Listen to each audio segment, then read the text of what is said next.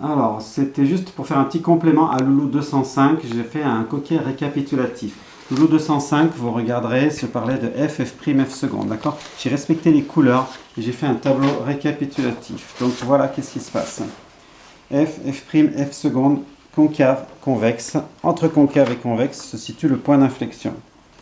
Fonction concave, une fonction convexe. La fonction concave, si elle monte, c'est de moins en moins. Si elle descend, c'est de plus en plus. La fonction convexe, c'est l'inverse. Elle peut descendre de moins en moins ou monter de plus en plus. La fonction concave, sa dérivée descend. La fonction convexe, sa dérivée monte.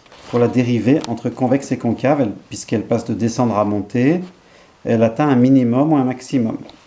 La dérivée seconde d'une fonction concave est négative. La dérivée seconde d'une fonction convexe est positive. Quand elle passe de moins à plus, elle traverse 0. Donc voilà, c'est ça qu'il faudrait savoir. Quand la fonction f passe de concave à convexe, f' change de sens de variation, f seconde change de signe. Remets dans le bon sens, les gens vont être obligés de tourner leur ordinateur, après ça va tomber à cause de nous. D'accord? F' change de signe. Non, ça m'embrouille ça. F seconde change de signe, f' change de sens de variation, f change de concavité. Je vous laisse apprendre ça par cœur, vous avez 7 secondes.